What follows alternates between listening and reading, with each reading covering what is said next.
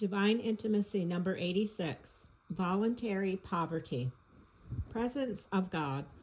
O Lord, deign to show me the treasures concealed in voluntary poverty and the duties which proceed from it. Meditation 1. St. Thomas teaches that in order to arrive at the perfection of charity, it is necessary for the heart to be completely detached from the things of the world, that it may concentrate all its affections on God. He who possesses temporal goods, by the very fact that he possesses them, is inclined to love them. Consequently, the fundamental basis for the acquisition of perfect charity is voluntary poverty.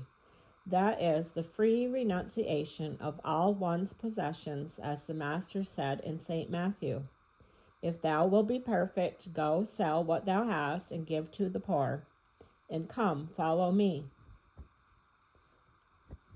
2a, 2ae, Q 186, A.3. This is particularly realized in the religious life by the vow of poverty.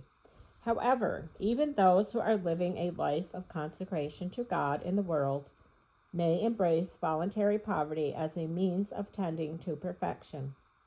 The Church makes it a matter of obligation for all who belong to secular institutes, precisely because the state of perfection requires a serious obligation of poverty. The members of these institutions must make a vow or a promise of poverty by which they relinquish the free use of their material goods. Apostolic Constitution, Provida Mater Ecclesia. The essence of voluntary poverty consists in this renunciation of the free and independent use of temporal goods. In fact, only one who renounces the free use of temporal goods can, according to St. Thomas, live without possessing anything of its own.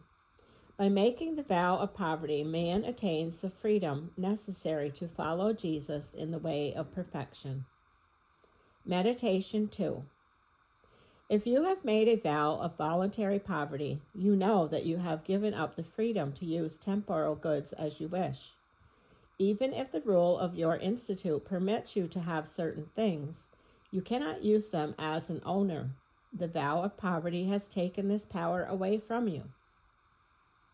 You cannot dispose of anything on your own authority, not even what is necessary for life, but you must govern yourself in all things according to the norms of your constitutions, and must depend on your superiors. The rules of the various orders and religious or secular institutes are not equally strict concerning the use of temporal goods.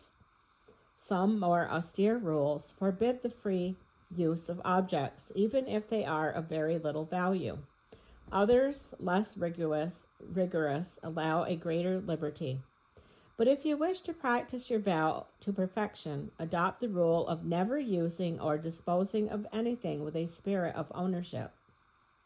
The more you live as if you really owned nothing, even a book or a piece of clothing or a bit of bread, the more you will become like Jesus and be free to follow him as one of his intimate friends. Another consequence of the vow of or promise of voluntary poverty is the spontaneous acceptance for the love of God of living conditions like those of the really poor. The poor person is obliged to do without comforts, to economize, to work for his living. You, therefore, should readily and willingly renounce what is superfluous or merely convenient.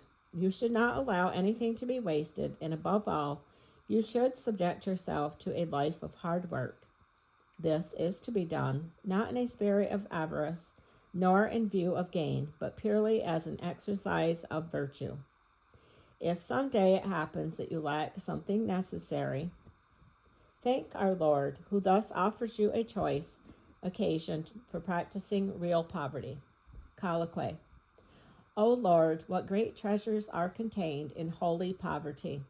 Poverty is a good which contains within itself all that he who cares nothing for the good things of the world, that has dominion over them all, What do kings and lords matter to me if I have no desire to possess their money or to please them, especially if by doing so I should cause the least displeasure to you, my God? And what do their honors mean to me if I have realized that the chief honor of a poor man consists in his being truly poor? True poverty, which is embraced for love of you, O Lord, brings with it a great dignity. It impresses everyone because its only care is to be pleasing to you. T.J. Way, 2. I praise you, O Lord, because you have given me the grace to embrace holy poverty, which frees me from all preoccupation with material things and delivers me from earthly slavery. Thus I, miserable creature that I am, have the great honor of serving you alone, the King of heaven and earth. O Lord, grant me the favor of preserving the sweet bonds of holy poverty, which draw me away from the world to bind me to you. Grant that, in conformity with the obligations undertaken by my profession, poverty may really be the arms inscribed on my banner. Grant that I may observe it in all things and everywhere, in my dwelling, my dress, my words, and much more in my thoughts. T.J. Way, 2. Yes, even in my thoughts, so that my desires will not, if only for a single moment, bring me back to the things I have given up for love of you. I understand and confess, O my God, that every time I have complained about some privation or hardship, every time that I have been demanding or have desired a life of greater ease, I have withdrawn from the ideal and the effective practice of voluntary poverty. In the same way, I have also withdrawn from you and have returned to the slavery of material things.